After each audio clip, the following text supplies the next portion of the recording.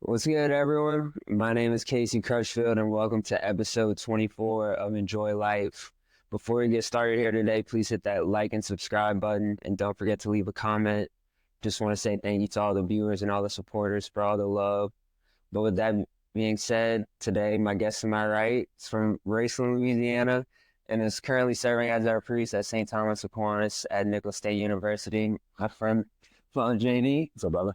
Thank you so much for coming on. I feel like we've been having this planned out since before the hurricane, but Yeah, I think we settled on a date 3 different times and had to push back, and something comes up, and and I think maybe for those who just kind of have a misconception that you're only on Sundays, like you're a busy guy. Yeah, dude. You're a busy guy. It was funny when I first so I've been ordained. I'm on 8 years of priest now, and my brother-in-law. So I have one older sister. My brother-in-law, whenever I was pursuing it, right, like they got married right before I entered seminary, so they've been married like 15 years. But my brother-in-law pulls me aside. He's like, "Dude, it's awesome. You don't only have to worry about working 1 day a week." I looked at him and said, "Hi, it doesn't work like that." But it's good. It's been good. Yeah. So for that, thank you. But just kind of going into things, can you just kind of explain, how you grew up and, kind of the influence that God had on you when you grew up? Yeah, man. So I grew up in Raceland, as you said. Mom and dad, he lived with mom and dad. They're still happily married, both retired, and they haven't killed each other yet, so they're doing good. My sister is 6 years older than me. So childhood was very simple, like very, very normal. Went to Catholic elementary school at St. Mary's, basically live across the street, right by you. So my grandparents are big parts in our life. My mom and my mom has 5 brothers. My dad has 4 siblings, 2 boys, 2 girls. And they all live pretty close. So like family was always a really big thing for us. Went to elementary school at a Catholic school, went to public high school. I played sports. My dad and we always connected over sports. Yeah. So like he was my coach. When I was a kid, I played soccer and baseball. When I got older, I played baseball and basketball. And then kind of gave up all the other sports and just played baseball for a little while. When I was in high school, so a lot of it was like travel ball and all this other stuff. Like there was a lot of that kind of life. So when I got in high school, got involved with different things, but one of the things I ended up getting involved with was my local youth group. So like I did religion classes, I did Catholic school, all that kind of stuff. But when I got into high school, it was really, I went on a retreat, and I just remember like, I felt like there was something bigger here than just knowing about the faith. You know, the list of 10 commandments and the coloring sheets that they would give us at CCD and stuff. So when I got involved, I got kind of plugged into my youth group. We did like retreats, we did prayer stuff, we did just fun stuff as well. So a lot of my friends were kind of circulating around there. When it came time for college, actually in high school, I thought about going to the seminary, but I was accepted to LSU, and I really was like that was very attractive to me. I said I used to, I went to LSU for engineering, but when I was there, we joke around. I was like, yeah, engineering is my minor. My major was student tickets. So, so we had fun. Like I went to football games, basketball games, like we did all that kind of stuff, and my grades were okay, and then slightly less okay, and then not okay. Even while I was at LSU, it was the same kind of thing. Like I started to plug into the Catholic Center, and I started plugging into just what was going on campus. And some of my best friends that I have now are still people that I met in that season of life, and dated a girl for a year. And there was a discussion, like there was some serious like discernment going on. Like either the Lord is calling me into the seminary, or like you need to start putting your life together and getting ready for a family and look for a ring and that kind of stuff. And just in that prayer and in that kind of reflection, it felt like the Lord was leading me into the seminary. So 7 years in the seminary, and then does it feel like 7 years? So 7 years in the seminary and 8 years now. I'm going on 8 years as a priest, and no, it doesn't. I have to pinch myself sometimes, because I was like, I'm around. I mean, being at Nichols, being at St. Thomas, like I'm around college students pretty much every day, all day, and I have to look around and be like, I'm twice your age. I'm like, oh my goodness. Like I make a reference about a movie or a show or a song or something, and people are like, what? I'm like, oh, dude, like y'all don't get in the office? Like, come on, man. Anyway, so it's the office. There are people that like, I don't know what you're talking about. I'm like, get out, get in that degree. Stop, man, stop. So, but it's It does not feel like that because it's like you said, there's a level of busy, but then there's also just it's really a beautiful life. Like I love it. So Yeah. I know that engineering had to be a little bit hard. I just had some friends who graduated from LSU. When people ask me, they're like, what you study at LSU? I said engineering. They're like, that was a big switch because you go from I went from an engineering degree into a liberal arts philosophy class. Like, so I went from engineering sciences to liberal arts, like completely different. And at one point, somebody was like, damn, that was a big jump. And all the time I said, yeah, it is. I said, engineering made me pray and got out of the point. And so it doesn't pull me out. So, but it's good. It was I enjoyed my classes that I took. I was actually talking to a priest this morning about it because he had a similar kind of setup. But I enjoyed my classes. I enjoyed it, but that wasn't for me. And did you are you like glad that you got to experience like that college life too? Absolutely. Yeah, it was. I mean, growing up in Raceland, I never moved from home. And if I was my mom and dad's house was 10 minutes away from campus. So like, if I would have graduating high school, my mom and dad, their thing was like, hey, if you're going to pick anything Nichols offers to major in, anything medical, anything business, like that kind of stuff, like, we're going to send you to Nichols. And I was like, okay. So I wanted to leave. Like, I wanted to move. Yeah. I wanted to go somewhere else. I wanted to do something, expand my horizons a little bit. And I loved it. Like my freshman year, I lived on campus. I lived in 2 different dorms. We went from the worst dorms in the place. Like my first semester, they went into renovation and new ones opened, so we moved to the new ones. Like I went from the worst to the best. It was pretty cool. But I love it. I mean, I love the environment of college. I love just the pace of it, all that kind of stuff. It did take me a couple of years to kind of figure out, oh, this is how you actually succeed in it. And by that point, I was already in a seminary. But yeah. And so kind of going into that phase of your life, what was it like when you first got in there? Like, what were you expecting? What were you feeling? Yeah. So from the outside looking in, like I was thinking of the seminary and I was thinking of like a Monty Python skit. Again, like the walking around, like the search for the Holy Grail, like that movie, like with them, like and hitting himself in the head with a book, right? Like I know it's an exaggeration, but I was like, what is it? It's a bunch of dudes that are probably kind of weird, living in the woods because that's where the seminary was. Like it's on the North Shore outside of Covington, so you get 1,600-acre monastery that you're living at, going to school at. I'm like, it's just a bunch of weird dudes that like couldn't get a date that are like I'm like, is it? I don't know. But when I got to know, seminarians. Like I started like getting to know more seminarians. I got to know more guys that were like discerning, and actually it was really cool because there were three of us, myself and 2 other guys that were really, really good friends at LSU, and then there were 2 other guys that entered seminary. Like so, 5 of us over the course of the next year went into the seminary. So like when we went in, like we were already had friendships and like this kind of stuff, and we knew the guys that we were coming in and meeting, like and it was fun. Like I remember when I first got there, I was the day I moved, I was backing out of my driveway. Now I'm backed out the driveway hundreds of times, and I ran into my mom's car, and I was like, this is a bad omen. Like I had there was like a piece of plastic or something that was under my vehicle that like fell, and I dragged it like 20 of the 24 miles across the causeway, and I'm like, the heck? Like I was just like freaking out. Like, am I making a mistake? Like all these like little things were going nuts. I get there, we had like mass, lunch, and then it was supposed to be like your parents are there for like an afternoon, just like an orientation for them. And my mom and dad were like, yeah, we're not doing that. I'm leaving. So I remember like they're leaving early. Like it was all this stuff was going on, and I'm just like by myself in my room, just kind of like, now what? You know? And it was like a day or 2 later. It was one of the guys. He was a guy from Texas. My buddy Jeff. I never forget this.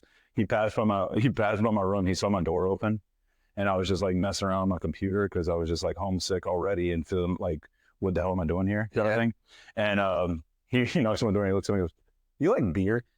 I'm like, "Yeah, I do." And he said, "We got about 4 or 5 of us going to a bar down the road tonight just to go hang out if you want to go." I was like, Cool.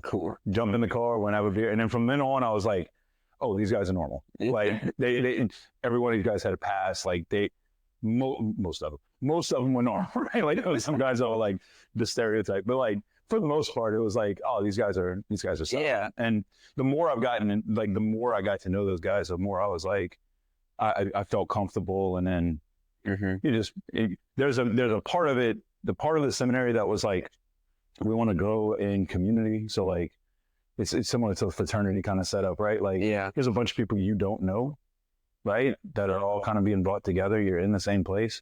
So you start recognizing like connections and different things. And then like, all of a sudden, okay, we got solid friendship going on. And then on top of that, you're praying with each other every day. You're going to mass every day. You're holding each other accountable on stuff. You're going to school together. So it is an isolated or an insulated, I should say, like community, but it just allows for it like to be it's a pressure cooker of kind of rubbing up against each other, like, and helping out, like places that I'm weak, you might be strong, and like we can learn from each other. So kind of like everyone brings something different to the exactly. Yeah. One of my best friends is a priest in our diocese, and I'm massive sanguine extrovert. Like, I put everything off. I'm a massive procrastinator when it comes to like papers and schoolwork and stuff. I was like the last minute kind of person. That's just how it was. Jokester, eat whatever I want. I was a fat kid, right? Like for most of my life, and still am. But he was like the exact opposite: quiet, disciplined beyond belief. Hadn't eaten sugar in 10 years, you know, like. But like at first, we couldn't stand each other. Well, I couldn't stand him. I don't know if he could stand me. But like at first, and we talked about this, so this is nothing new. But like there was times that like our friends, like after being around each other, I'm like, wait, where I'm weak, you're strong. Where you're weak, I'm strong. Because he would like get awkward in like social situations. So like we were able to like learn from each other a lot of things. And I'm like, in that kind of space, you see like you become a more well-rounded person, which has been really beautiful. So, and so kind of moving on, was it hard, like as far as curriculum wise? So it's school wise, it's you get at least, so it's at least 2 years of philosophy, like the liberal arts, like I have a degree, my degree is in liberal arts with concentration in philosophy. All right. So we studied everything from like ancient philosophy, like pre-Socratics to Socrates, to Plato, to Aristotle, those guys, all the way through Middle Ages, Thomas Aquinas, Boethius, right, Bonaventure, like a bunch of these guys, to like modern philosophers who are freaking insane and nobody really knows what the hell they're talking about. But like, but Immanuel Kant, like some of like these like big thought leaders, like we studied their stuff. David Hume, I know, is a big one. So we studied a bunch of these guys, and like we just kind of worked our way through the history of philosophy, like the development of thought. So it's not easy. I mean, you have to be able to like understand some pretty abstract concepts and things. So the way we kind of do it is like our undergrad is we're going to teach you how to think, and we're going to teach you how people have thought, right? Okay. And then when we get into theology, like our graduate school studies, it's more, okay, now that we've taught you how people have thought, let's talk about how they have thought about God, right? And how they have broken up teachings about God. So not everybody needs a master's in theology and stuff, but like for us as priests, we're going to set the foundation, and then the theology, that's how it kind of works. But then like in that, you also learning like I remember like the practical stuff. Like we had what was called practicums, where we had to celebrate fake masses, because they got to make sure we know what to say, what to do, when to do it, those kind of things. We heard fake confessions. The weirdest one was when we had weddings, like we had to learn how to do weddings. Yeah. So you had all of our like submissions for these things was like recorded. You have to record a video of it. Yeah. So it's kind of like me for grad school, right. Psychology. Okay. Yeah. Stuff like that. So like you have like practice sessions and stuff. So we have to record this stuff. Yeah. So guys are like, we have to record a wedding. You go to school with nothing to do. Yeah. So there's like a couple of girls that would take classes with us, and some of them would stand in and help us out. Like when I did it, I remember like I got my parents to stand in and did it. And it was fun.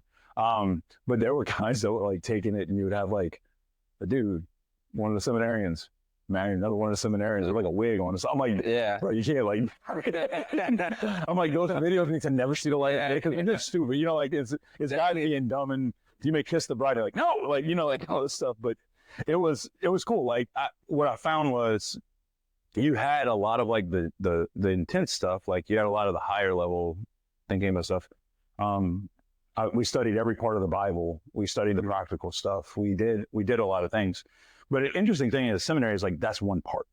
Yeah. So there's like 4 parts. And number one is you have your intellectual, like you have your mind you have to work on, right?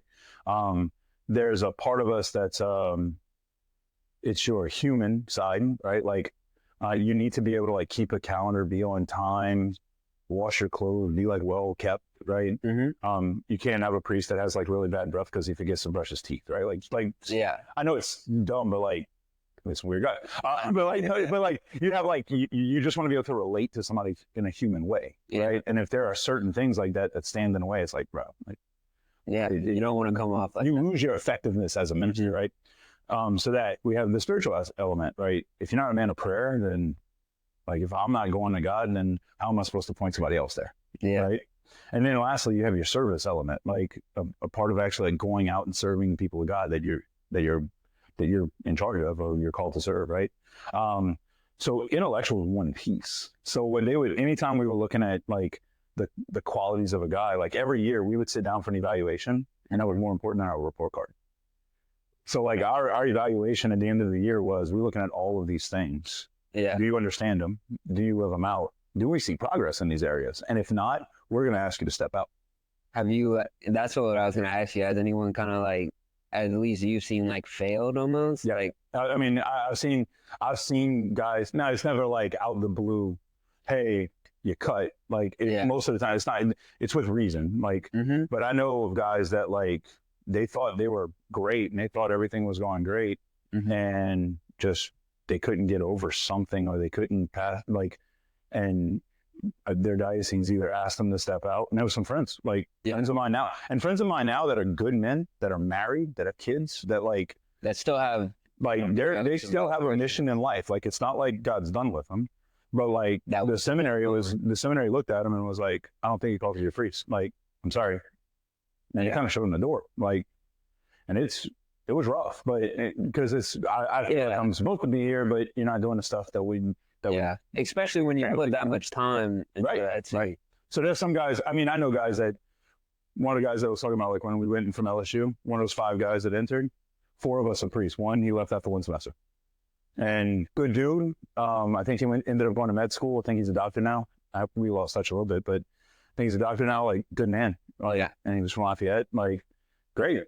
The other guys, I know they're all doing their own thing. Yeah. One's a military chaplain now, and he's on the Eisenhower dock in Japan.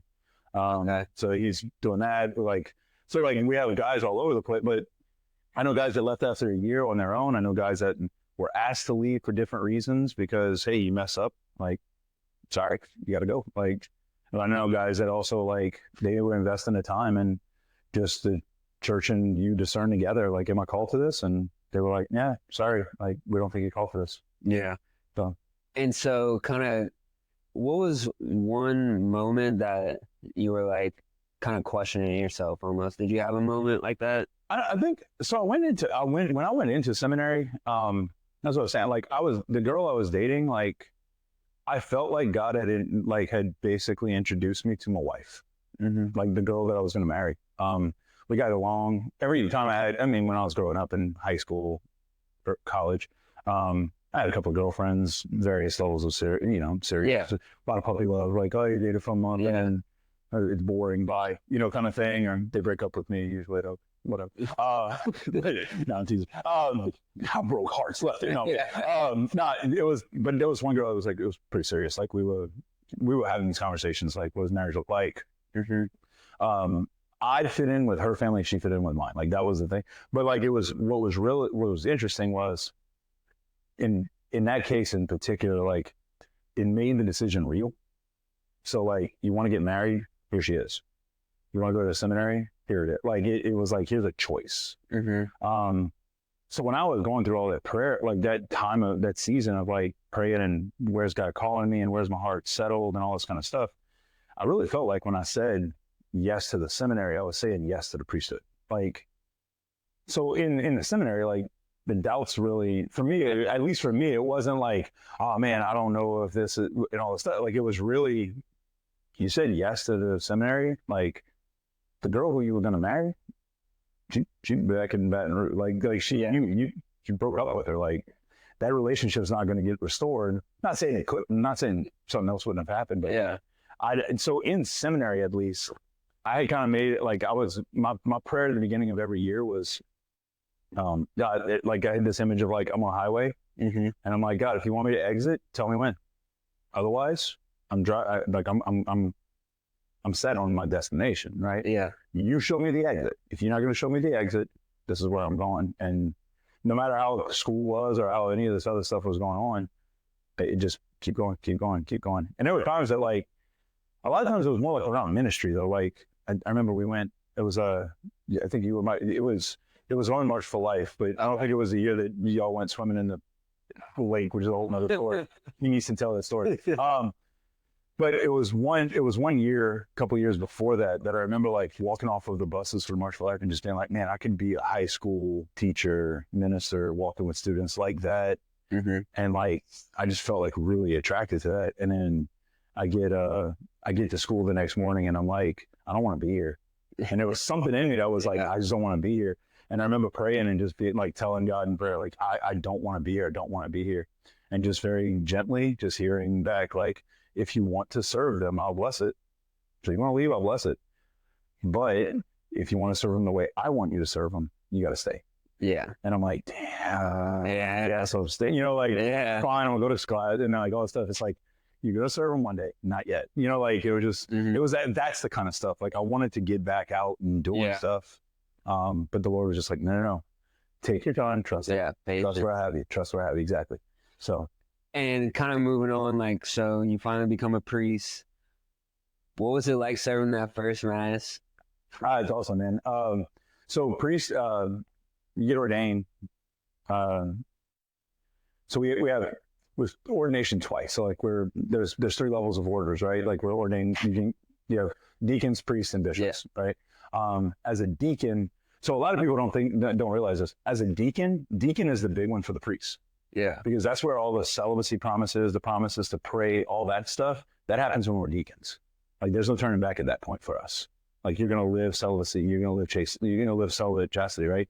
You're going to live with the devotion to the liturgy hours. Like all of our requirements happen there. At priesthood, it's like, oh, now you can do more. Okay. Right? Now you can offer yourself in the mass as the main celebrant and all that stuff. So I remember as a deacon, it was like, okay, that was the big one. The priesthood ordination is a celebration at that point. It's like the priesthood ordination is the one where it's like, okay, I've been counting down. Yeah, I just been waiting. School. I don't have to go back to school. Like, heck yeah, I got a parish waiting for me. I get to go to, like, now I'm finally released. Like I can do the stuff I've been wanting to do, hear confession, celebrate mass, like all that stuff. So I remember our priesthood ordination was at St. Joseph's in 2017, and it was packed. It was awesome, really beautiful. But that first, like you said, the first mass, so I was ordained with 2 other guys, and the way we did it was we tried to like I tried to stagger my first mass compared to theirs, so we could try and attend and all that stuff. Yeah, it didn't quite work out, but so mine was the afternoon of my ordination. So I woke up, got ordained in the morning, drove to Raceland, had my first mass, and then after we had a massive, like, it looked like a wedding reception, live band, the whole thing. Yeah. And I just remember, like, it was surreal to do it because, like, everywhere I looked, that was probably the coolest part. Was like, I remember in the church for the ordination, I couldn't tell anything because it was too overwhelming. It's too much. Mm-hmm. You look at a crowd of people, you can't make out any face, right? Like, but whenever it was when I was in my home parish, it was at St. Mary's, and I remember like the church sits like 400 or 500, and it was standing room around and all that stuff. But it was the coolest part was when I looked out, it didn't matter where I looked. It was somebody that had I had a personal good relationship with. Like for some reason, it might be like they were a parishioner at a parish that I was at for a summer, or that was the lady that handed me $200 every time I walked out of the church. Like it was whatever it was. Like it was people all over the place. I just remember being overwhelmed, like just crying, looking like a baby. We started the mass. It was awesome. I think the funniest thing though was the reception after. We had I had people like they would come up in one of the traditions is you get first blessings from a priest. So people would come in and they're eating, they're having music and all that stuff, and they were coming through getting blessings. While I was giving blessings, my sister comes up to me and she's like, "Hey, do you need a drink?" And I'm like, "Yeah." So she hands me a beer, and she hands me another beer. At one point, she comes up to me and says, "You need something?" I looked at her, I said, "Water." And she goes, "Well, what? You don't need a beer?" I looked at her, I said, I had 14 cups of draft beer. I looked at it and said, I need water. I said, depressants are coming out as one word at this point. Jack, you like it? So it was a blast. Like, we had a lot of fun. It was a really, really awesome night. But then, like, the cool part, what I really appreciate that now especially is it was beautiful. It's a lot of fun for a weekend. And then after that, you're just a priest. Yeah. Like, when people come to find you, it doesn't matter that you've been ordained a week. They're coming to hear they want you to hear a confession as Jesus. Like, yeah. So like the way I say it, like the new priest smell wears off really quickly. Yeah. And you find out really quickly that, like, yeah, the priest is not for me, it's for other people. Right. Yeah. So whether it's I've been ordained a month or I've been ordained 50 years, when people come in, they're seeking Jesus from the priest. Like, yeah. So they come to mass, they seeking Jesus. When they come into confession, they seeking Jesus. They're not seeking me. Yeah. Right. I might have a different style or something, but for the most part, it's the same priesthood. It's Jesus' priesthood. It's not mine.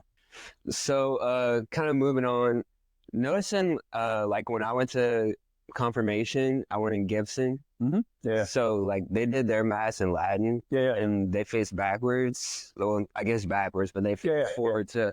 Do you think, like, in today's church that they should do that? So, liturgical preference, right? Like, there's different things that allow it. So, the history behind it is before the Second Vatican Council in the early 60s.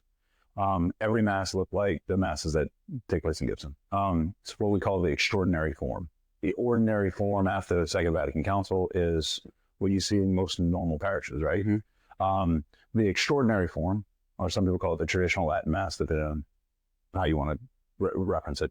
The extraordinary form is like there was a permission that was given to use the old way of celebrating Mass, and it's not the ordinary, so extraordinary, right?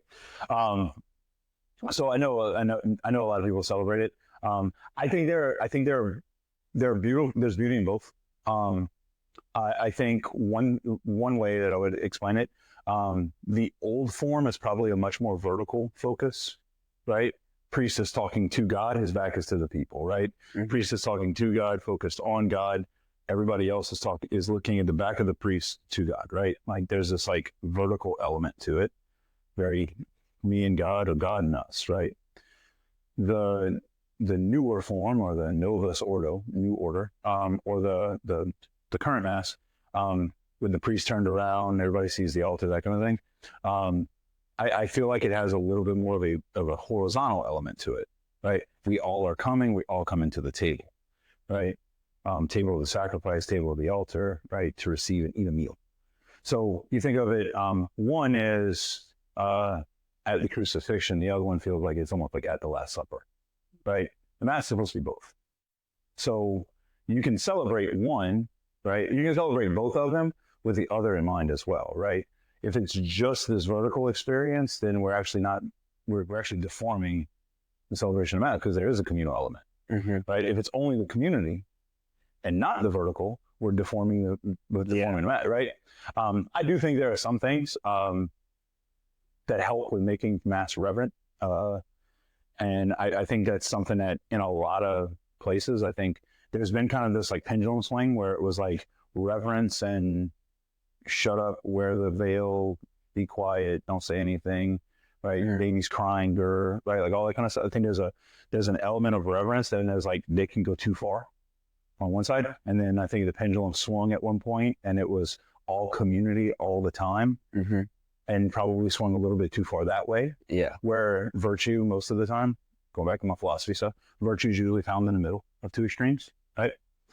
So if that's the case, like, there's an element where the communal and the reverent, like the vertical reverent, they mesh together well.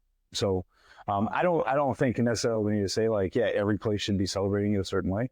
I do think there are some things that would help, but not to the point of like it really does depend on the priest and the community and like what the community needs more than anything else. So. Yeah.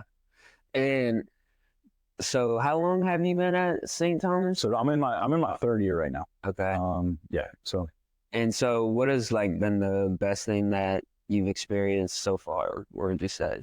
Man, I know for me, like a lot of what I've appreciated about it is like there's something familiar in it, and like just where my vocation and my own journey was. Like I went through college I understand like the importance and the beauty of like college years and what it does for your faith, right? Yeah. In college, you guys get informed in intellect, you get informed in relationships, you like the world and the culture, right? Like college, I always said, is like a pressure cooker where everything is felt more intensely, right? Like everything is experienced more intensely.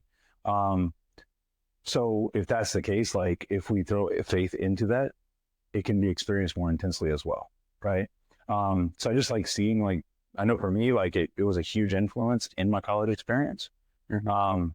And not to say that everybody's going to end up being a priest. Like that ain't what I'm trying to do. I don't, if God's not calling you to be a priest, I don't want you to be a priest either, right? Like, but like just even like informing someone to be a better husband, informing someone to be a better wife, informing someone to be a better father or mother. Like, I think college is a really, really fertile ground to do that.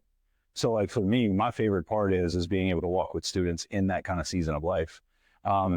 There's beauty, and what I love about what it is beautiful about St. Thomas is that we do have a really beautiful parishioner base, like the little old ladies that come and celebrate, come mass with us and stuff.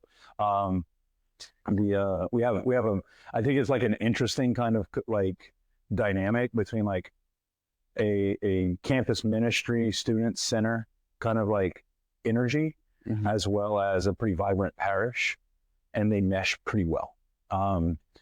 And then you get high school students that come in for massive, like it's a cool kind of collection of these different communities that I find meshes pretty well. I will say the 9 p.m. mass is probably my favorite. Okay. It's a little too late for me. Which usually, well, the thing is I've been rolling all day. Yeah. So a lot of times when it comes to like preaching and stuff, I'm just like, whatever comes out of my mouth, I don't know. So hopefully it's not too crazy. Sometimes it is, but like whatever comes out of my mouth, great. But it's more of like, I find I just turn into like, hey, it's dad and the kids, and like I'm gonna share some wisdom, and then I'm gonna sit down. Like it just becomes a little bit more raw and less like rehearsed and stuff like that. And because I'm also usually like a little bit tired, too tired to the point of like my kind of give a crap is off, at that point. So I'm like, let's just say it and sit down. Good. Okay. But I always find it's a peaceful place to in the weekend. For students like to enter into the week, so I just think there's something about it that I've always just really, really enjoyed since I've been there. So, yeah. And what I wanted to ask you, I know you really can't answer like what exactly do you hear, but what is it like hearing confessions? Like, do you ever hear some stuff that just like kind of throws you off a little bit, or by now you're just kind of like, I've heard like, what I find with confession, the thing I guess like my biggest thing when it comes to confession is remembering like when a person comes to confession, they're not looking for me. Yeah. Like that's the place to continue to stay, is like what they're seeking out is the Lord, right? They're seeking out God's mercy. So it doesn't like, even if it's something that's off the wall, seems like something that I may never have heard before or whatever, like there are times that like people come in and when they're pouring their heart out, it's like, I know that there's a chance that this is like the only time they're ever going to say this to anybody else. Right. And they're doing so because they trust that it's going to Jesus, right? Like that Jesus is going to meet them in that spot. Yeah. So what I find for me, confession is like, the experience for me is number one, a very, very humbling experience. It's also a spot where it's like, I almost like I have to, it's a weird interior kind of space to be in, because I want to take all of my preconceived notions and how I would normally respond and just like put stuff aside. Like, it's not a place for me to offer. It's not for me to offer psychology. Like you just probably break up with them. Like that's not that kind of conversation. Now, if you want to come meet with me in the office, that's fine. But like the Lord cares about where you are right now. Like he's more concerned about who you are and are you okay than what you did. Right. So but that's the thing I constantly try to like point back to and try and like root myself in is God's not judging this person. So like, who am I to judge with it? Right. Yeah. Like, this person's come and seek his mercy, and it don't matter if they're a prisoner. It doesn't matter if they're just struggling with like habitual sin. It doesn't matter if they haven't been in confession in 45 years, like whatever it is. I feel like it's not my spot to judge them on these things. It's my spot to like be just be a conduit of God's grace to them in that moment. Yeah. To some of the questions that people send in, I want to ask the first one. This one's kind of on me, but what do you like to do in your free time when you do get some free time? Yeah. So in the last like it was 2020. It was because it was COVID stuff and all that stuff was going on. I had a parishioner that came up to me and they were doing like a diet thing with their family. And she was like coaching and it was some kind of thing like that. And I was like, she's like, I think you would really enjoy it. I was like, that's the nicest way. Anybody ever called me fat before? Thank you. But like, I started going back to the gym when that went on. So one of the big things I try and do 4 or 5 times a week is that I go to a local CrossFit gym. So I know 300 pounders doing CrossFit. It's like, what the heck? But I like lifting. I like just doing the crazy stuff, right? Like, I had a power, like when I was in seminary, me and Father JD Matherne, we do powerlifting. Okay. So like I got my back squat up, my deadlift, all that kind of stuff. So that's one of my big hobbies that I try and do on a regular basis, just like to clear my mind. I'm a big sports fan. So football season for me is very unproductive. Saturdays and Sundays outside of masses, right? Like, so listen to sports stuff, whatever. Those are probably my 2 biggest interests. But yeah, I mean, I'm like anybody else, friends, catch dinner with a friend here and there. Like whiskey, like beer, like not too much, but like I like it. But yeah. And I guess that kind of touches into the next question. But before I ask that, being that you said sports, I just want to remind you that LeBron James is the GOAT. Dude, we ain't having a conversation. We're not having a conversation. How many times has he won Defensive Player of the Year and scoring title and MVP and Finals MVP? How many times has he done that in a year? Never. How many times did Jordan do it? I think it was 4. It's 3 or 4. Someone can fact check. I'm sure we're going to have something in the comments about people fact checking me about this. You can say he's a GOAT all you want. Just because he can play all the positions and he's a freak of nature doesn't make him a winner. Anyway, I don't know. What's his record in the finals? Steph Curry is a better GOAT candidate than LeBron James. That's a hot. LeBron James has got knocked out of the finals. How many times was Steph Curry? A lot. Exactly. Oh. His record in the finals is worse than Steph Curry. He ain't even the best finals guy in his own generation. And he's the worst GM in all of basketball because he's destroying team after team after team. And Bronny got drafted in the 2nd round. Okay, I agree, bro. So I'm just saying he's the worst GM. He's a worse GM than Jordan was with the Wizards. That's a really hot take. Kwame Brown. There you go. That's a D cut. Anyway. But moving on, I do stuff with the football team, and I made that argument. They came to mass at the beginning of the year, and I made it. I like forced that to be my homily. Yeah, just the argument about LeBron and Jordan. And when I said it, I looked in the cafe and all these guys are looking at me like, "What the?" And I went out to practice on Tuesday, and they come at that. I tell you, I had 15 people argue with me that LeBron. I'm gonna say you're wrong. Last thing. How many times anybody ever got jumped for a pair of LeBrons? I feel like maybe. Never. How many people get jumped for a pair of Jordans? Go up. There you go. That's how you gotta say a lot. There you go. But moving on, kind of like what you said in the last question, what someone asked, what amount of drinking is like too much to be considered, I guess, bad? Yeah, so I would say, first of all, if it's a just law, we have to follow it, right? So like that's the Catholic Church's teaching is, as long as a law is just, we have to follow it. So I would start there. If 21 is the age, and there's no real good argument why 21 wouldn't be the age. Now, if you can give me a good argument, we can have a discussion, but if 21 is the age that's been accepted socially, right, like then 21 is the age. So anything under 21, don't drink. Right. Yeah. Now I know we can get into a conversation. Well, it's 18 here and it's 21 here and it's 16 here and it's whatever. But anyway, that's a whole nother conversation. But I think whenever you are legal age, you can actually drink. two things. First, anything that would like make you lose your faculties, right? If you can't properly reason, you're going too far. I know we have the concept of like a lightweight and somebody drinks more and has built up a quote unquote tolerance. Your blood alcohol rate stays the same or changes regardless according to how much you drink and the amount of time. It's a little bit more objective than that, but you might not feel it, right? You might not feel the effects as much because you're getting used to it. But I think so. There's something in there of like you want to be able to keep your reason faculties.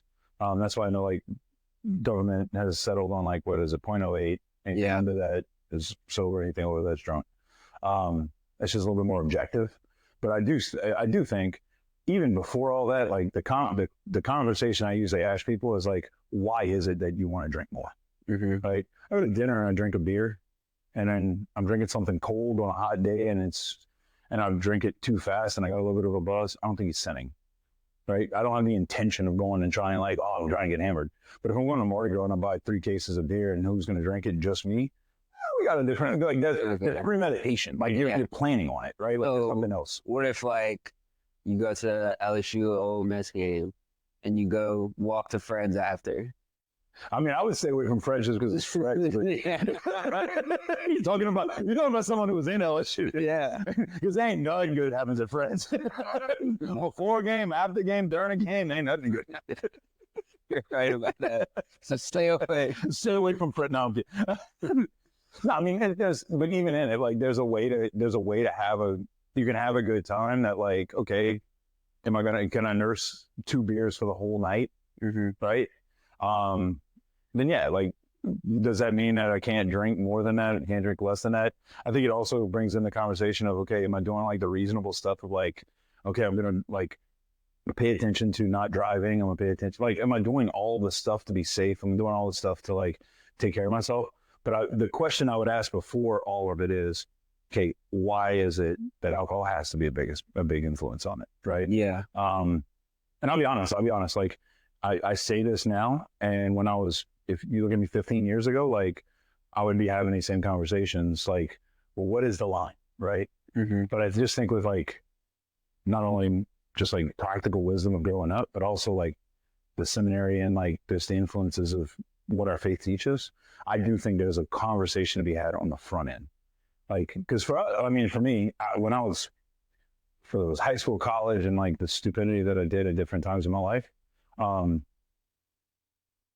alcohol in particular, and I think this is something just in South Louisiana culture, it's almost like has like this idolatry around it, which it might be a little bit extreme language, but like there's like this, oh yeah, I can have a beer.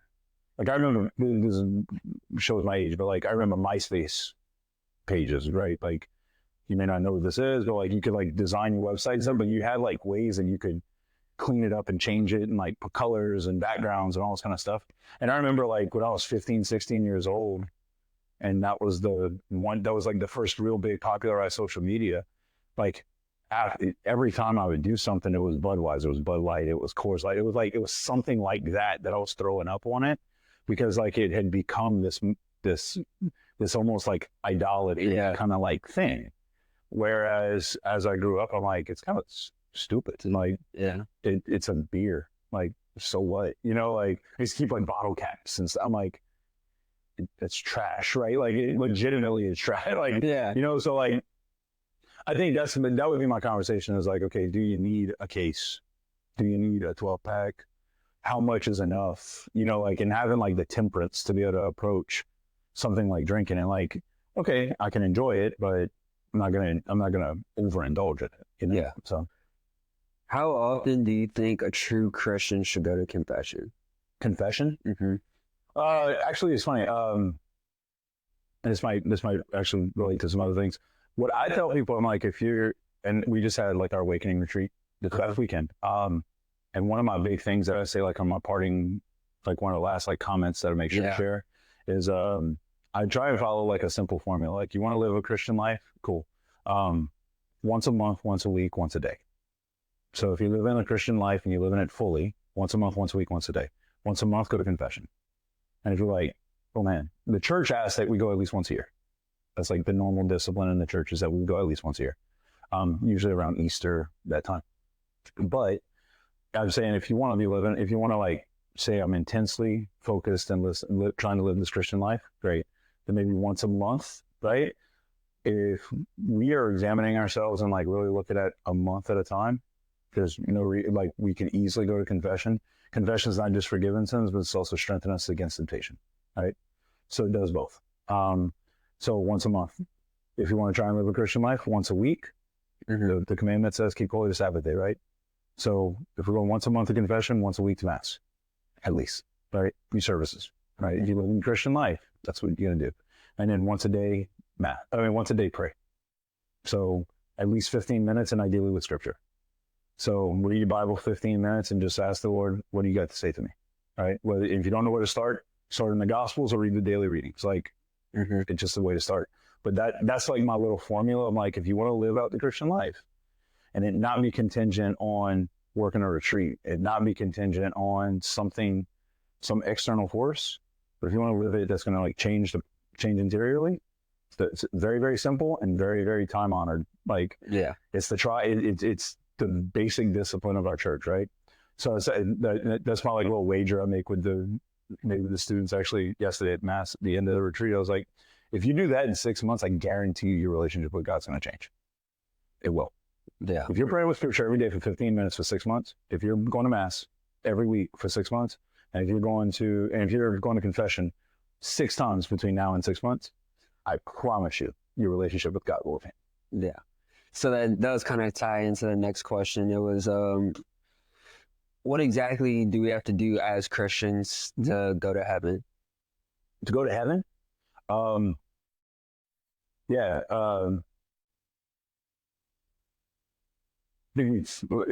I'm going to steal a line. I'm going to steal an image from the Bible, right? I'm going to steal an image from the gospel this past Sunday, actually. Jesus is out, and a guy comes up to him and says, what do I have to do to inherit eternal life? Right?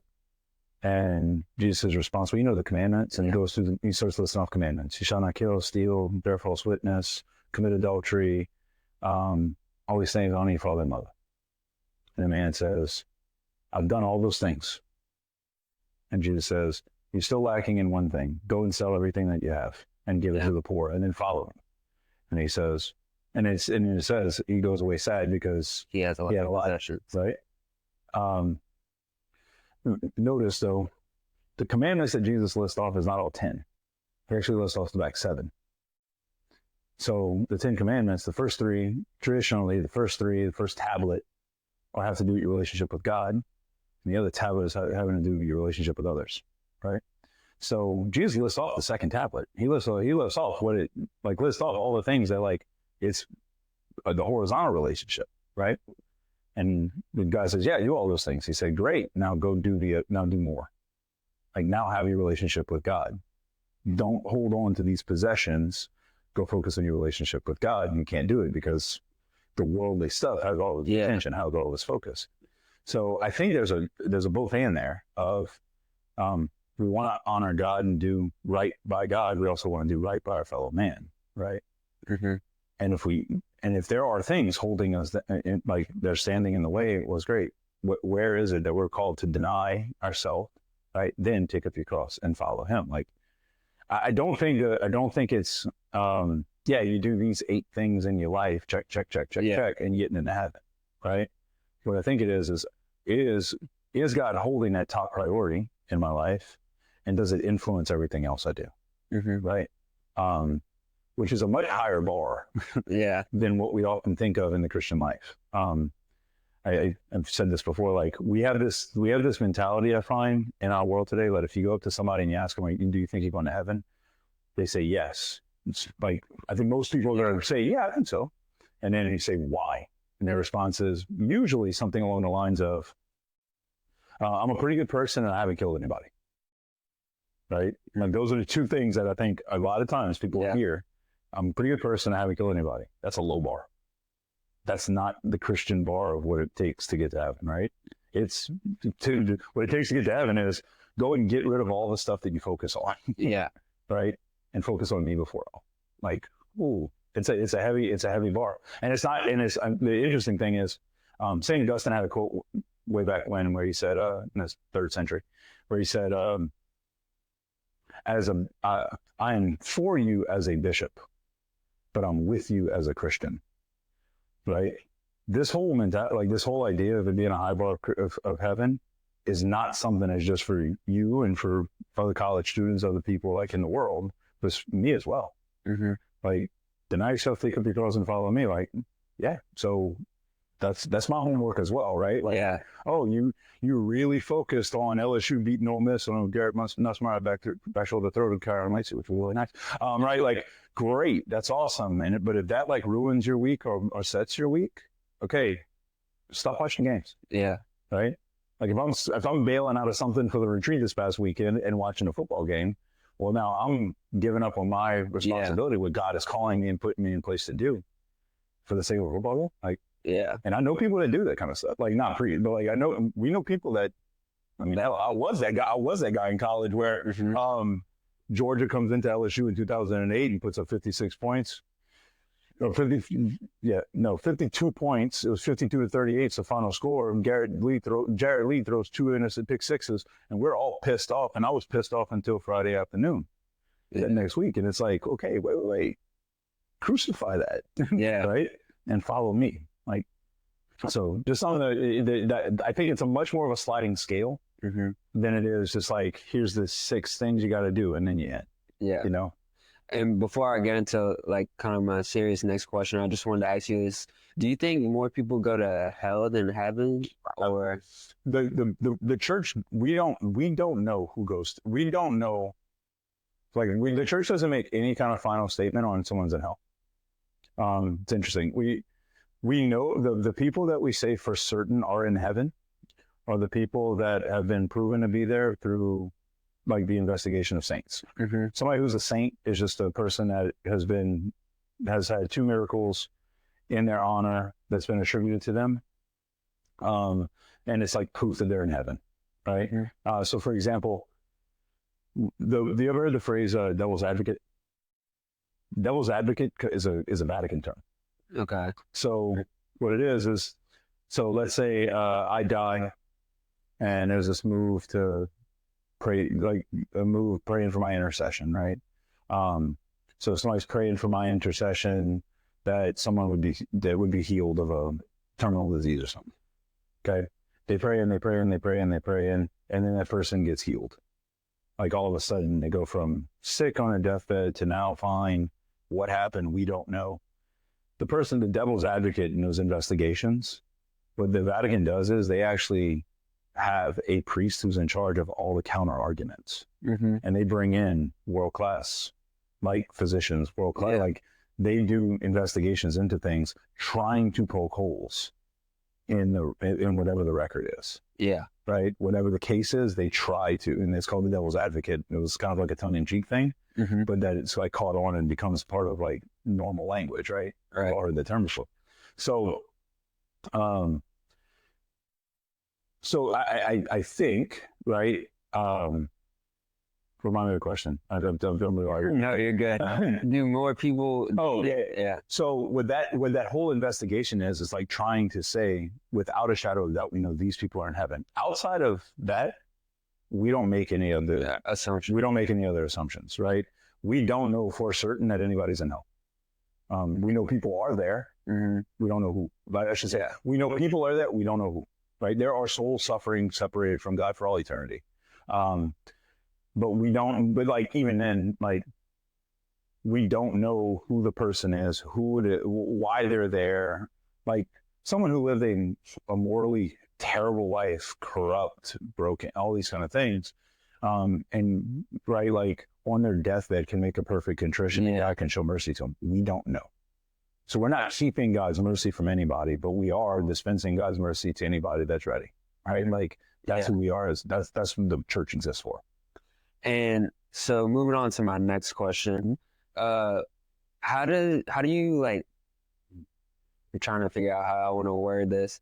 How do you keep your personal goals and your, I guess, religious, like, you know, I do the podcast and I'm in grad school and I want this to be successful, but I mean, I also want to keep it in tide with my faith too. if that makes sense. Like, I want to be a person of God, and I want to do this too, but I don't want it to seem like. Yeah. So I think I'll say it this way. I know we're like I don't want to go down this rabbit hole too far, but I know we're in like election world season, right? Like, and people make a comment, oh, I'm Christian, and I'm this and that, whatever. As like people trying to get votes, right?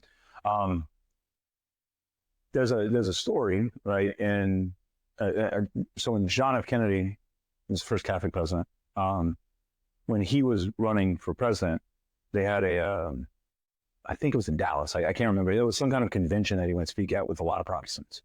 And in it, he made a comment where he said, essentially what he said is my Catholicism will not dictate how I govern, right? Which I think I get what he was getting at, because the Protestant, like, he was looking for the Christian vote, right? When he was running, and as he's looking for the Christian vote, he's trying to make sure that the Protestant Christians know that the Pope is not going to be shadow government, shadow president over John F. Kennedy, which I don't think that was ever going to happen, but like that, that was like the fear, and he's trying to like distance himself from that idea. But I think what ended up happening is it kind of it almost put like this split where what I do in my professional life and what I believe are two different things, right? If my faith is actually forming me, right, then my morals, my values, all of those things actually form the heart, right? They form the heart, they form the mind. So like, I don't act one way and then I go to mass on Sunday, right? Being Catholic is what I am. It's who I am, right? So it informs every moral that I have. It informs every decision that I make. It informs the things and the ways that I live, right? It informs my diet on Lent, right? Like, it informs like it becomes part of the way that I live, right? So I think, like, even as you're saying, like, there's a private faith, like there's this tendency to want to say like faith is private, and then my public persona, my job is like what I do out there, where it's like, no, I don't have to like take a mask off, and then do the faith thing and then put it back on to go do the world thing, right? It should inform what I do. It's the same. To me, it's along the same lines of when a man's married and living out in a life, like, cool. But there are certain things that married men don't do. Yeah. Right?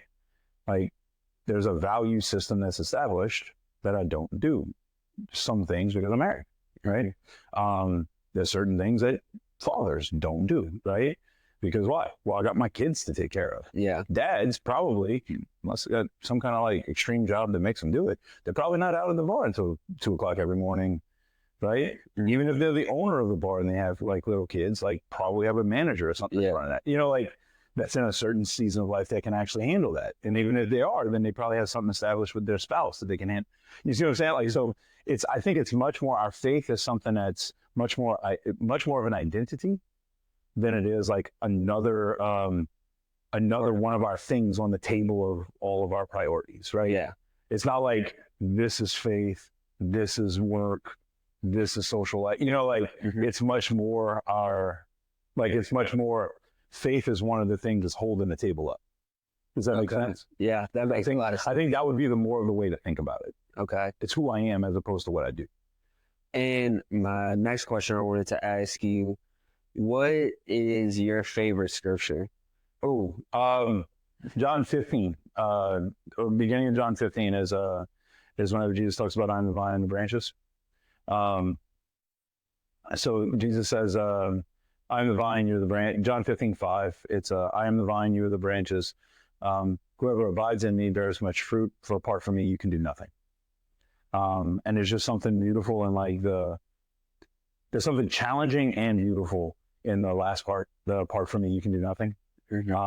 Just as a branch is, when broken away from the vine, can bear no fruit, right? So as much as possible, like for me, it's like this like motivation of, hey, if you're going to bear any fruit that's going to last, like if your ministry is going to be fruitful in any way, shape, or form, Jesus says it very clearly, you have to be grafted to him. Otherwise, you're bearing nothing. Not some that you can do on your own, nothing. And it's just it's a challenge for me, because I'm one of those guys that tends to be like, let's go do and then ask for permission later, or get excited about something. And And it's like, no. You have got to ground yourself in the Lord and your relationship with God before doing anything else. So, Yeah. Have you ever heard the Holes poem? I know it's not like scripture, but I might have to read it out for us. what is it? It's called Holes. It's this poem. Someone sent it to me. Someone's mom sent it to me. And it was honestly like, I get goosebumps when I read it. So let me see if I can find it right When you quick. said holes, the first thing that came Yeah, to the mind, movie. Yeah. the shot, well, the book. You're The book that we Stanley Yelnats. Yeah. Let's go, man. we read that book in 8th grade. I read that. It was about that for me too. Yeah. Good book. It really was. It really was. I can't lie. Oh, that's some good stuff. Let me What is it find called? it. Sploosh. Yeah. Is it? The onions tasting like ice cream. Yellow spotted lizards. Honestly. All right, here it is. Like I said, it's long, but stay with me. I had been in that hole for a very long time, in the dark and the damp, in the cold and the slime. The shaft was above me, I could see it quite clear, but there's no way I could ever reach it from here. Nor could I remember the world way up there, so I lost all my hope and gave into despair. I knew nothing but darkness, the floor and the walls. Then off in the distance, I heard someone call, "Get up, get ready, there's nothing the matter. Take rocks and old sticks and build up a fine ladder." This had never occurred to me, had never crossed my mind, but I started to stack all the stones I could find. When I ran out of stones, then old sticks were my goal. For one way or another, I'd get out that hole. So soon I had a ladder that was sturdy and tall, and I thought I'll soon leave this place once and for all. I climbed up my ladder. It was no easy chore. From lifting those boulders, my shoulders were sore. I climbed up on the ladder, but soon had to stop, for my ladder stopped short, some 10 feet from the top. I climbed back down my ladder and started to cry. I'd done all I could do. I gave my best try. And in spite of my work, in this hole I must die. And all I could do was to sit and think why. Was my ladder too short or my hole too deep? Then from way up on high came a voice, "Do not weep." And then faith, hope, and love entered into my chest as the voice said to me that I'd done my best. He said, "You've worked very hard and your labor's been rough, but the ladder you've built is at last tall enough. Do not despair, you have reason to hope. Just climb up your ladder, I'll throw down my rope." I climbed up the ladder, then climbed up the cord. When I got to the top, there stood the Lord. I couldn't be happier, my struggle was done. I blinked in the brightness that came from the sun. I fell to the ground, his feet did I kiss. I cried, "What can I do to repay thee for this?" Then he looked all about him, there were holes in the ground. They had people inside and were seen all around. There were thousands of holes that were damp, dark, and deep. Then the Lord turned to me and he said, "Feed my sheep." Then he went along his way to help other lost souls, and I got right to work calling down to the holes, "Get up, get ready, there's nothing the matter. Take rocks and old sticks and build up a fine ladder." It was now my turn to spread the good word, the most glorious message that man ever heard, that there's one who's willing to save one and all, and we've got to be ready when he gives the call. He'll pull us all out of the hole we're in and save all our souls from death and from sin. So do not lose faith, there's reason to hope. Just build up your ladder, he'll throw down his rope. That's awesome. That's good stuff. The first thing when it's talking about like being deep in this hole, the first thing that came to my mind was The Dark Knight Rises, the prison. You know what I'm saying? Like we're just like looking up. I'm like, that's cool though. That's a really cool look.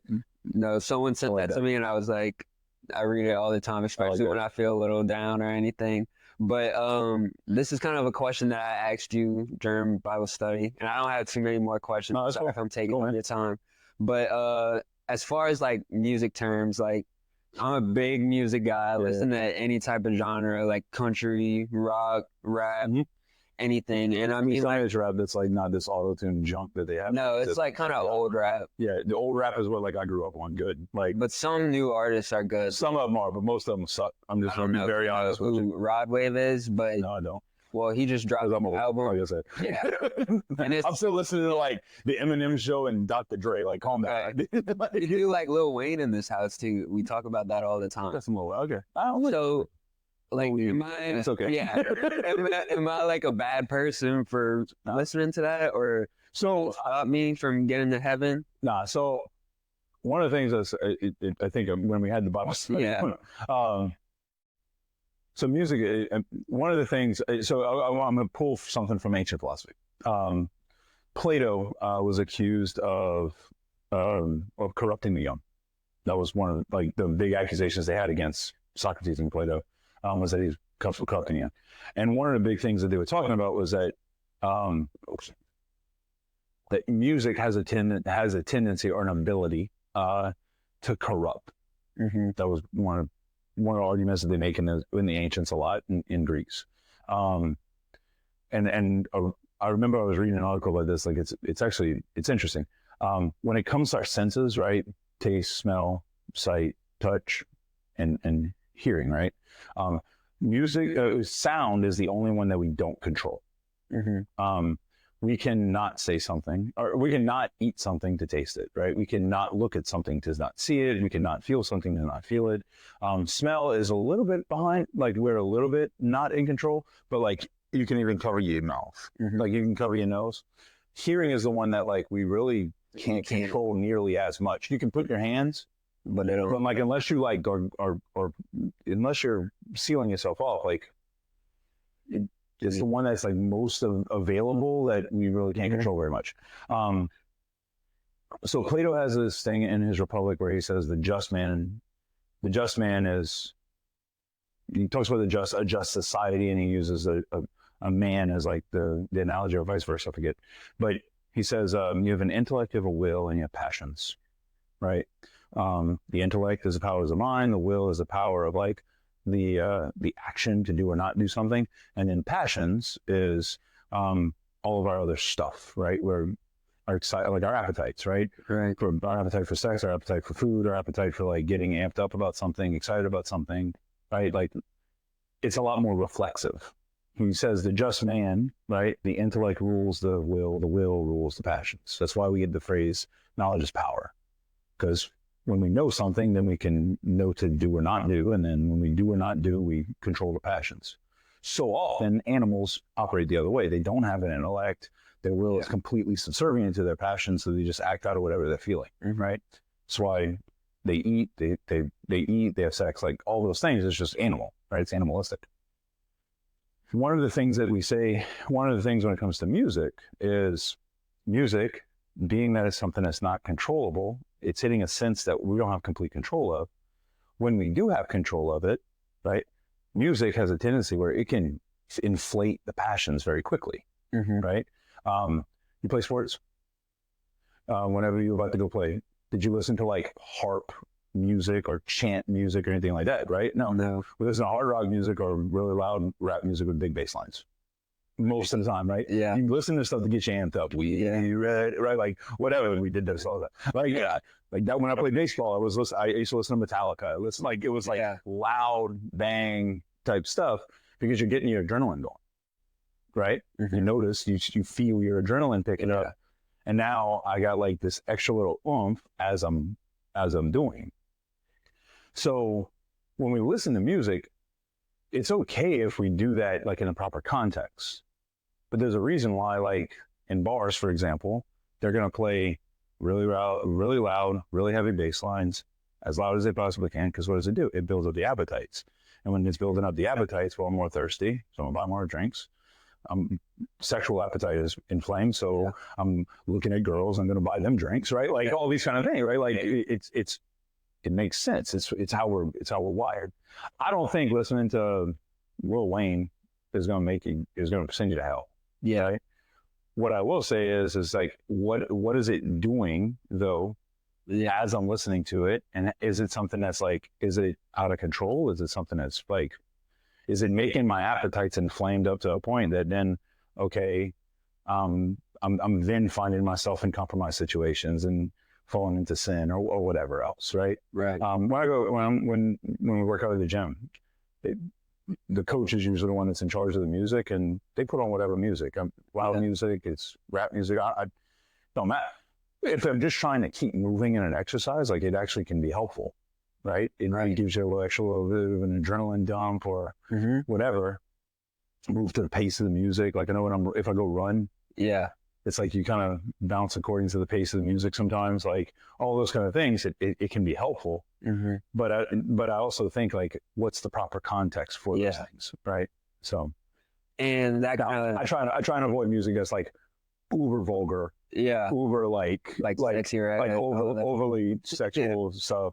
504 boys, like some of the stuff. Like there's some stuff in like I'm like, all right, that's a bit. Like, but why does it do it? Because it's not just hitting my will, it's not just hitting but now it's like hitting my imagination. Now it's like it's leading me into sin in a different way, and I'm like, even though I'm not acting on it, I don't want to condition my mind to be overly thinking about it. You don't want it to go to here either. Right. So, and that kind of ties into the next question, I guess. You know, social media today is like so much different than, you know, your MySpace. Don't go. But like there's a lot of temptation on the internet. And so what's advice to like the younger generation, you know, as we get into more media based and more online based to, you know, stand firm as a Christian? Yeah. So again, I think there's some element here of a sliding scale. If someone is addicted to social media, like, and your screen time is showing that you spend 6, 7, 8, 10, 12, 14 hours on social media a day, delete it. Like, cut it out. Like, it's better to cut that out. It says in scripture, right? It's better to go into heaven with one eye as opposed to go to hell with both. Like, cut it out, because if it's something that's beyond like control, like you're not missing anything. Most of the time, the algorithm's just feeding you more stuff that might be a day, 2 days, 3 days old. It's not like you're going to miss anything. You need to see it right away, right? So I find one of the big things is like it being on a phone and super accessible is like, to me, that's almost too much, right? I appreciate that. Like, for example, I'm a millennial, so a lot of my generation is on Facebook, and I have people that reach out to me on Facebook because they don't know how to get in touch with me otherwise about stuff, a funeral, a wedding. My aunt is always called the office, but like they'll reach out to me about something, or ask me a question, or give me an update about something, whatever. I appreciate that. Like, for example, Facebook will have their Messenger that's a separate app, right? So I don't need to have Facebook. The distraction side of things, they can still get in touch with me. Instagram, I don't think has that. At least I don't know. I think you can like set it up. But like I know the newer the app, Snapchat or whatever else, right? Like it's a little bit more integrated into it. It's not the same kind of thing. I think if as much as possible, like deleting or limiting apps to like a certain amount of time a day, I think is very helpful. I think screen time is one of the best things that Apple products have put on. I think Androids, they're based off of an open OS, so like they're not going to do that. So it's just a completely different kind of model. But my world's Apple, so I find that things like screen time, things like that, like it's helpful to just put parameters just to keep me virtuous. And they have apps too that like you can restrict like the apps. I've seen like recently I saw one that was like a brick app or something like that, where it's like you scan a thing and now it's going to be your phone's a brick. You can phone calls and that's it. Like for so long. One of my big things I think is during like especially setting screen time where it's something that kicks on in the evening to the morning. Like how let your mind shut down and go to sleep at night. Right. Like that's a thing that even I myself struggle with, you know, just kind of scroll towards the end in bed, man. Like just scrolling, waking up in the morning, like I'm tired. I'll tell you this, like for me, it's a big struggle. Like I've said this to priest friends and stuff. Like when I wake up in the morning, like in the first like 2 hours of waking up, I can make a decision on what the rest of my day looks like, because if I roll over, I grab my phone and start messing around with my phone, chances are I'm gonna be distracted. Like prayer is not going to be nearly as focused, like because I'm screwing around on my phone. Like if my phone makes it into the chapel with me, it's a completely different experience of walking into the chapel with them without it. Right. Like it's just because it's the distraction machine that's sitting next to me, right? Like I have infinite possibilities of what I could be doing on that thing, Right. as opposed to focusing on the Lord, right? Like so that's one thing I find is with social media, the more we can limit it and use it as a tool. When it's a tool, it can be helpful. Right. There are friends of mine that I only communicate with from college on social media, and I'm grateful to have it. But there is also a lot of just garbage that, like, when I'm overusing the tool and it becomes my reality, it becomes a place where I'm Inconvenient. yeah. And now all of a sudden it's like everything's at the fingertips. And when everything's at my fingertips, it's usually pretty dangerous. Right. So And so I think that's about it for the Q&A. I think we answered some really good questions. But this is my closing question. I always ask my guests this. Why do you enjoy life, Father JD? Man, so say South Louisiana, right? We have like a little mantra of the joie de vie. Okay. The joy of life, right? It's what we live with. It's the different. I think it's the thing that sets us off from the rest of the world. It's just when people come to South Louisiana, that's why Mardi Gras works. Right. Right. It turns into a drunken party that turns into a riot somewhere else. Whereas in South Louisiana, people in Mobile will argue with us. They're wrong. We took something that was a good concept and perfected it, right? Like there's a reason why. So there's an openness, there's an excitement, and I find like growing up in South Louisiana, like that's in my DNA. And then on top of that, I have the best job in the world, man. Like I love what I do. I love the way I get to do it. Walking with people through the hard stuff, through the easy stuff, through the goods, the highs, the lows, big moments in their life, the boring moments of life. Right. And I truly do feel and believe that the Lord is the one that put me there. So yeah, man, like, why do I enjoy life? Because it's where God planted me, and that's where He's continuing to work through me. So that's a beautiful answer. I love that one. And I just want to say thank you for stopping by. It means a lot. Like I said, we try to work it out a lot. Yeah, dude. I think I was thinking about this when you were coming. I think I'd like to do one maybe around Christmas time. Yeah, we can work that out later on. For sure. I think that'd be kind of cool to talk about, more of the Christmas side to Jesus, because we pay a lot of attention to the other things. So yeah, man. I think that'd be great. But with that being said, we're going to close things out. Thank you, everyone, for watching.